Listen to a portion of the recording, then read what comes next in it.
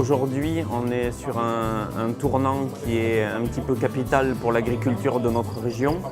On se retrouve avec un virus pandémique qui cause de gros problèmes sur les élevages de nos adhérents.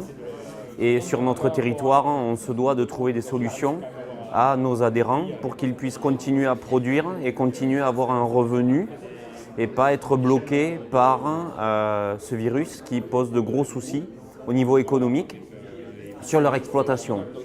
Donc que ce soit pour les gaveurs, pour les éleveurs et toute la filière de canard gras et de foie gras, c'est effectivement trouver ces solutions pour que toutes les étapes de la filière ne soient pas pénalisées et qu'on ne soit pas en arrêt de production pendant plusieurs mois et avoir de manque à gagner financier, économique important sur cette filière qui, de toute façon, est du sud-ouest mais aussi française. L'influenza aviaire est quand même un fléau important sur la filière foie gras donc de nos régions, dans le sud de la France. Et donc on souhaiterait demain, pour mieux accompagner nos adhérents, donc les éleveurs de canards chez nous, pouvoir donc connaître le risque lié à ce virus de l'influenza aviaire et connaître également et détecter également le virus dans les élevages.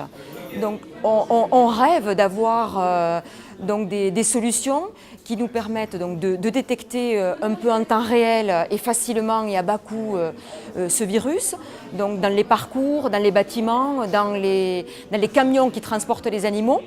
Et on souhaiterait également avoir donc des outils, des modèles qui nous calculent ce risque de propagation et d'avancée du virus dans notre région. Donc l'idée à travers les challenges de l'agriculture, c'est de ne pas se mettre de barrières, d'imaginer différentes pistes. Donc on peut imaginer par exemple un capteur pour détecter le virus, influenza, ou alors au contraire des drones pour effaroucher les oiseaux. Toutes les pistes sont ouvertes. Les pistes de solutions, j'ai l'impression qu'elles seront de toute façon multiples, qu'il faut de toute façon que les éleveurs fassent de leur côté des efforts et mettent en place des guides de bonnes pratiques, parce que tout le monde va devoir interagir et intervenir tout au long de la filière pour justement prévenir en tout cas le risque.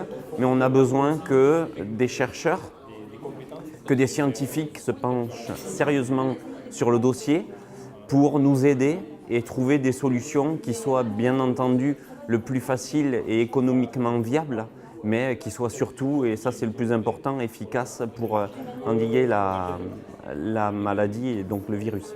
Pour nous, il y a deux choses. C'est le suivi beaucoup plus fin et beaucoup plus précis des colonies d'oiseaux. On ne parle pas de l'oiseau à titre individuel, mais de la colonie d'oiseaux qui pourrait être représentative d'un mouvement d'oiseaux migratoire. Si on arrive à affiner en temps réel le parcours de l'oiseau et non pas avoir un gros nuage de points au-dessus d'un département, par exemple, ça nous permettrait de suivre l'évolution de l'infection par rapport au vol des oiseaux.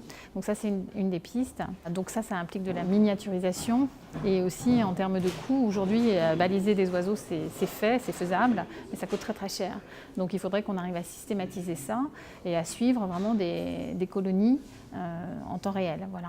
La deuxième piste, ce serait de pouvoir avoir des données cartographiques dynamiques, c'est-à-dire qui nous permettraient de repérer les zones humides évolutives, puisqu'on sait que le virus se développe beaucoup dans les boues, mais que les boues, elles ne sont pas forcément permanentes. Donc on a un terrain qui peut être plus ou moins humide, et d'arriver à retracer finalement en fonction du temps, au lieu de suivre tout le temps l'évolution du virus, de pouvoir anticiper par la connaissance dynamique en fait, de ces zones humides. Alors ce qui est très important aujourd'hui, c'est qu'on est face à un florilège de données qui peuvent être des données spatiales, qui peuvent être des données in situ. On a des données qui sont payantes, on a des données qui sont open. On a aussi des technologies, ce qu'on appelle le big data, qui permettent d'agréger ces informations et de traiter une très grande quantité de données. Ce qui est très important aujourd'hui, c'est de faire en sorte de comprendre que la valeur pour l'innovation, elle est dans l'agglomération et le croisement de toutes ces données.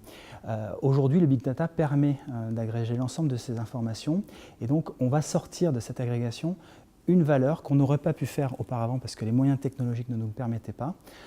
Donc il faut vraiment imaginer, faire de l'idéation autour de comment je fais pour traiter et mettre en corrélation toutes ces informations.